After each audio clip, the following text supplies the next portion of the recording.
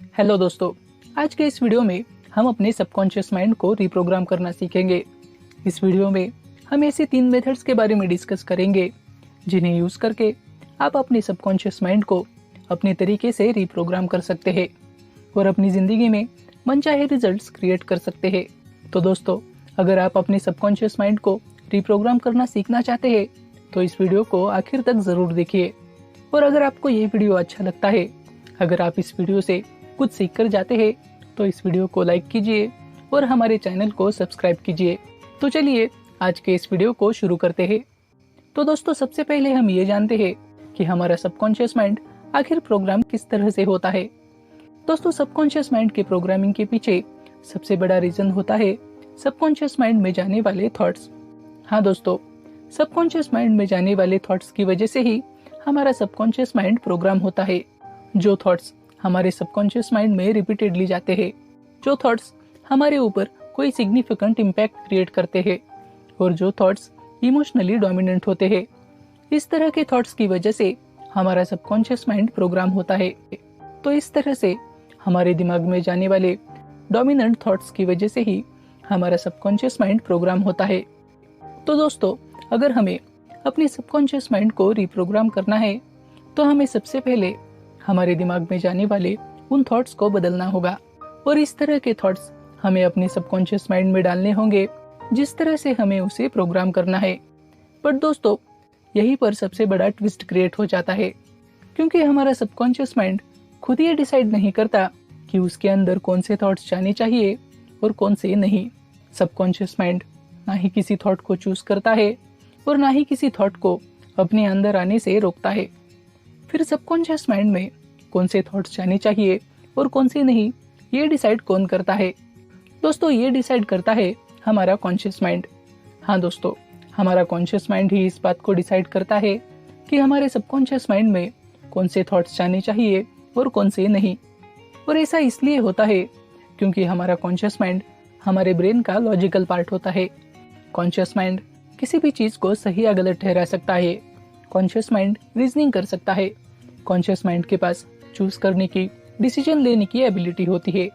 और दोस्तों, इन्हीं सारे रीजंस की वजह से ही हमारा कॉन्शियस माइंड ही इस बात को डिसाइड करता है कि हमारे सबकॉन्शियस माइंड में कौन से थॉट्स जाने चाहिए और कौन से नहीं।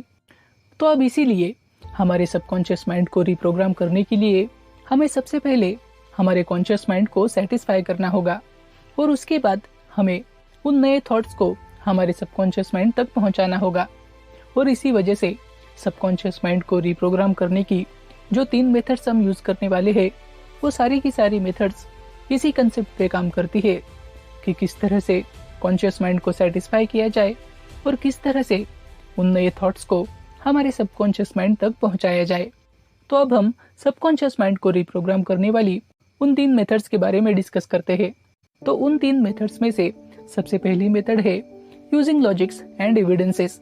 दोस्तों, जैसा कि हमने अभी देखा था कि हमारे सबकॉन्शियस माइंड को रिप्रोग्राम करने के लिए सबसे पहले हमें अपने कॉन्शियस माइंड को सेटिस्फाई करना होगा और उसके बाद हमें उन नए थॉट्स को हमारे सबकॉन्शियस माइंड तक पहुंचाना होगा। बट दोस्तों, कॉन्शियस माइंड तभी सेटिस्फाई हो पाता है जब उस नए थॉट को सही साबित किया जाता है।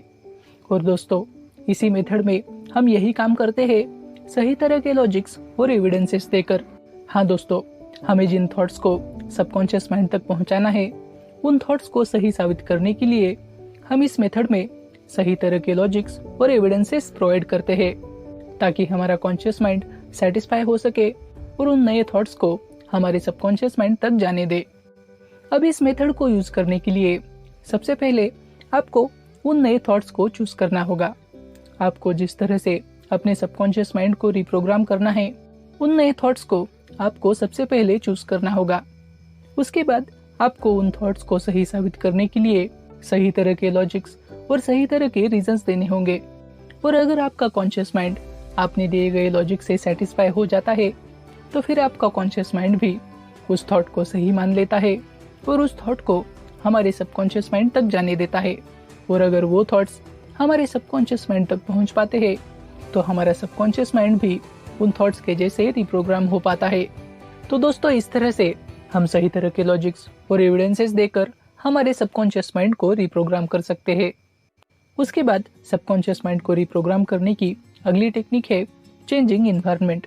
हाँ दोस्तों, हमें अपने सबकॉन्शियस माइंड को रिप्रोग्राम करने के लिए अपने इन्वायरमेंट को भी बदलना चाहिए, क्योंकि जैसा कि हमने स्टार्टिंग में देखा था कि हमारे सबकॉन्शियस माइंड को रिप्रोग्राम करने के पीछे सबसे बड़ा रीज़न होता है हमारे सबकॉन्शियस माइंड में जाने वाले थॉट्स। और दोस्तों, हमारे आसपास का इन्वायरमेंट उन्हीं थॉट्स का सबसे बड़ा सोर्स होता है। हाँ दोस्तों, हम जिस तरह के इन्वायरमेंट में रहते हैं उसी तरह के थॉट्स हमारे सबकॉन्शियस माइंड में ऑटोमेटिकली चले जाते हैं और फिर वही थॉट्स हमारे सबकॉन्शियस माइंड को प्रोग्राम करते रहते हैं। बट हमें मोस्ट ऑफ द टाइम्स इस बात का बिल्कुल पता नहीं होता।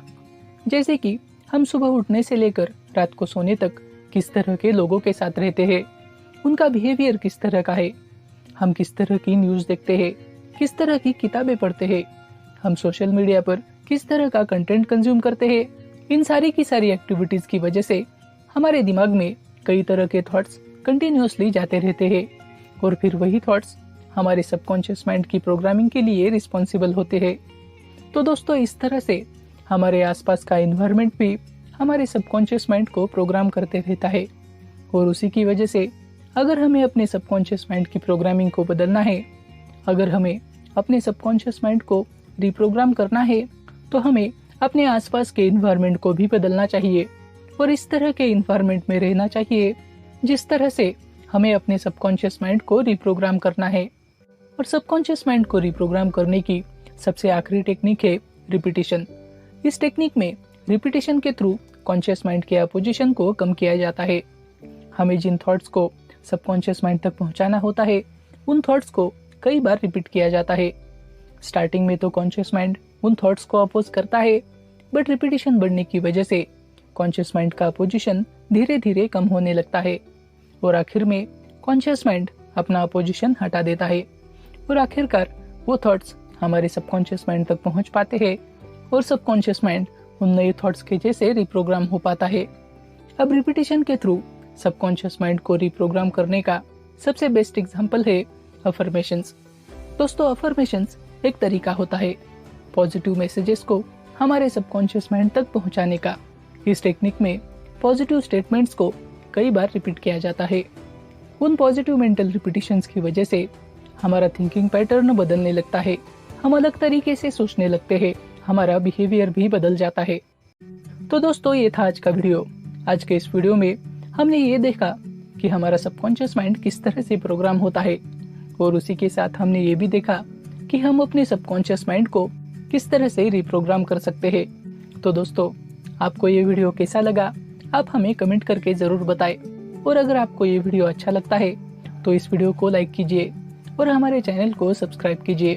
तो चलिए मिलते हैं अगली वीडियो में किसी नई प्रॉब्लम का सॉल्यूशन लेके।